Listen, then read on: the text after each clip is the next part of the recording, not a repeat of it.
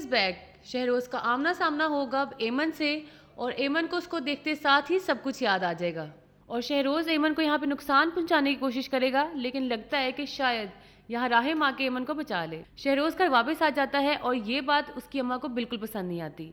उसकी अम्मा चाहती हैं कि वो घर से बहुत दूर रहे, लेकिन शहरोज घर वापस आके इतना मुतमईन होता है और अब्बा जान के सामने फुल नंबर बना रहा है। अब्बा ये देख के काफी खुश हो जाता है कि उसका बेटा वापस आ गया है, लेकिन अब्बा जी को क्या मालूम कि उसका बेटा क्या चीज है।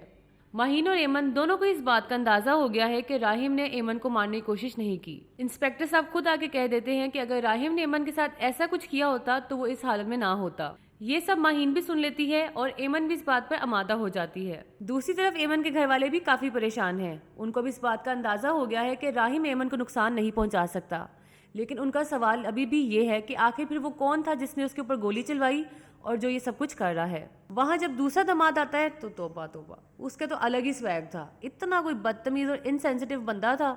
वो लोग सारे परेशान होके बैठे हैं और ये भाई साहब कह रहे थे कि मेरी खातिर दुआ करो।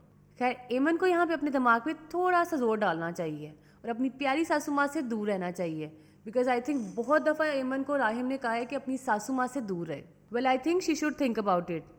खैर, माहीन राहिम की तरफ आती है और एमन को काफी बातें सुनाती है। तू कौन मैं कौन, जब उसको तुम्हारी जरूरत थी तो बीबी खुद तो तुम निकल गई थी, और आज आके तुम एमन को बातें सुना रही हो कि अगर तुम्हें किसी मेहरबानी से राहिम मिल गया है तो तुम उसका ख्याल रख लेती। खैर, फिर एमन ने भी उसको आगे से एकदम करारा जवाब दिया। उसने कहा कि विजिटिंग आवर्स खत्म हो चुके हैं और अब आप जा सकती हैं। जिस पे माहीन गुस्सा होकर उससे पूछती है कि तुम कौन हो, और एमन उससे अपना सही इंट्रोडक्शन करवा देती है कि मैं एमन राहिम नवाज हूँ। बस ये सुनना था और माहीन वहाँ से दौड़ जाती है। उसी टाइम वहाँ पे नवाज अली आ जाते हैं और वो वहाँ पे माहीन को देख के काफ़ी परेशान हो जाते हैं। उनको उसका आना अच्छा नहीं लगता और वो सिक्योरिटी भी बढ़ा देते हैं। फिर वो एमन को कहते हैं कि उनको ये देख के लगता है कि राहिम का अब कोई और भी ख्याल रखने वाला है and he has a tough competition now. वो अब एमन को घर जाके रेस्ट करने के लिए कहते हैं।